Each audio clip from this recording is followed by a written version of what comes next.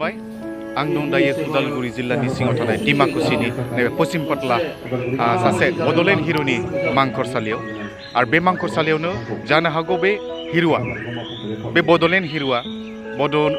रायजो गोदानै सोरजिनायनि बेलायाव बै समाव बिथाङा खोब गोख्रोङै खामानि मावबोदोंमोन आरो बिथांखौ खास्रि बिस्रियै 1991 मायथाइनि दिनैनि सानाव एबा 7 फेब्रुवारियाव बिथांखौ गावथारनाय जादोंमोन। दा नाथाय नैबे दिनै बिथांनि जि 37थि थैनाय सान बे 37थि बोसोर थैनाय सानखौ दिनै उदालगुरि जिल्ला दुलाराय बर' फरायसा खौसे आफादा गाजा गोमजायै बिथांनि गोसोखांथियाव दिनै थैनाय सानखौ फालिदों। बेयो मोनसे बाख्नायथावना, मानोना बिनि सिगाङाव डिमाकुसि दख'रा दुलाराय बर' फरायसा खौसे आफादासो बिथांनि थैनाय सानखौ एसे जब-जबै फालिबोयोमोन। दायो जिल्लानि दुलाराय बर' फरायसा खौसे आफादा बिथांनि थैनाय सानखौ लानाया जोबोद बाख्नायथावना। दा दुखुनांथाव थासारि बेनो दिनैसिम बिथांनि जि केमेरामेन बिथांखौ आं नैबे समाव दिन्थिनो खावलायदों जे बिथांनि जि थैनाय एबा मांखरसालि बा गोथैनि फबनाय जि जायगा थिलि, बे जायगा एबा थिलिखौ दिनै एसे गोग्लैना दोननाय बायदि जादों। दा नैबे समाव जों बेखौनो खावलायदों सासे जिहेतु बड'लेण्डनि हिरु बिथां देबनाथ बसुमतारिया, दा बे देबनाथ बसुमतारिनि गोसोखांथियाव दिनै जिहेतु बिथां थैनाय सानखौ फालिदों, दा बेखायनो फालिनायजों लोगोसे नैबे बिथांनि जि मांखरसालि बेखौ जाहाथे खोब समायनाय टुरिजिम प्लेस हिसाबै जाहाथे बानायनो हायो। आरो बिथांखौ मख'नो गोनां खोथाया बेनो जिहेतु बड'फा उपेन्द्रनाथ ब्रह्मनि दैदेननायावनो बिथाङाबो सासे गोख्रों दैदेनगिरि जानो हादोंमोन आरो खोब खाथि सोमोन्दो थानानै बिथांजों लोगोसेनो बै समाव खामानि मावनो हादोंमोन। दा बे हिसाबै जों नुगोन दा थुलुंगाफुरिनि बड'फानि जि गोथैसालि थुलुंगाफुरिनि उनाव जाहाथे नैबे देबनाथ बसुमतारिनि जि गोथैसालि एबा मांखरसालि, बे मांखरसालिया जाहाथे खोब साबना हामनाय फैबाय थानाय समफ्राव जाहाथे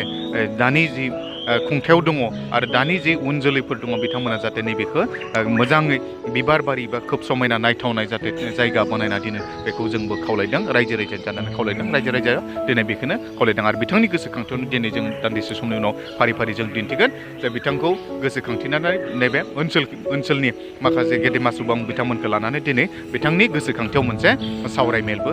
बानजायदों। मोजाङै मोजां जादों इगेन लांनो हायो, बिनि थाखायबो आं आनान गसाइनि खाथियाव बसुमतारिया उन्दै समनिफ्रायनो जि मोनसे नेसनेलि आरो बिथाङा आगुनि दरं जिल्लानि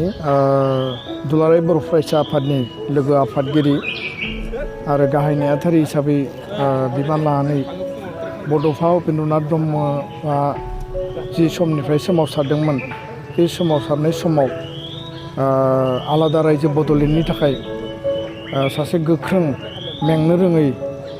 व्यक्ति हिसाबै मुंख्लं देबनाथ बसुमतारिया हाबा मावदों आरो दिनै बिथांनि 37थि मुंख्लं सान बा थैनाय सान उदालगुरि जिल्ला एबसु आरो लोगोसे डिमाकुसि दख'रा एबसु आरो गासै जिल्लानि सिङाव थानाय दख'राफोरखौ ज' लाफानानै बै समनि सोमावसारनायाव मैखोमै बाहागो लाबोनाय एबसुनि भलन्टियार फर्सनि आरो बर' पिपल एक्सन कमिटिनि गासै बिबानगिरि दैदेनगिरिफोरखौ लानानै दिनै बेयाव बिथांनि मुंख्लं सानखौ खुंनाय जादों आरो बे मुंख्लं सान खुंनायजों लोब्बा लाखिनानै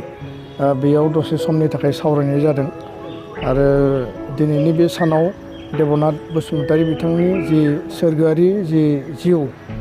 बेनि थाखाय इसोरनि खाथियाव जाहाथे आलो गोजोनै थानो हायो, आङो आनान गसाइनि खाथियाव आर'ज गाबदों। जि सिमांखौ लानानै देबनाथ बसुमतारि, बड'फा उपेन्द्रनाथ ब्रह्म बा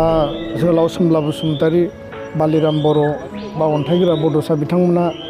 आलादा रायजोनि सिमां नुदोंमोन, बे सिमांखौ मोगथाङाव जाफुंहोनायनि थाखाय आथिखालनि आरो फैबाय थानाय समाव दुलाराय बर' फरायसा आफादाव जायफोर बिबान लानानै हाबा मावगोन, बे गिलिर बिबानखौ बयबो रुजुनलांनांगोन। सोमावसारनाया दाबो जोबाखै, जोङो आन्थोरहै स्टेप बाय स्टेप 93आव जोङो BSc सुक्ति खालामबाय। आगुनि जायफोर जोंनि गेदेमा दैदेनगिरि बिथांमोना आरो बिनि उनाव जिरायथ'दों साननैसो,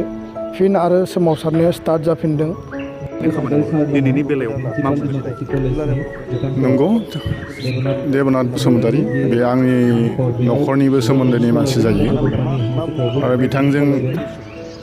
आङो उन्दै समनिफ्रायनो फरायबाय थानाय समनिफ्रायनो हाइ स्कुलाव फरायबाय थानाय समनिफ्रायनो लोगोसे जोङो जातिनि थाखाय खामानि मावनायाव बिथाङा जोंखौ लाफादों उन लाफादों आरो बे हिसाबै जोङो नुनो मोन्दों बिथाङा सासे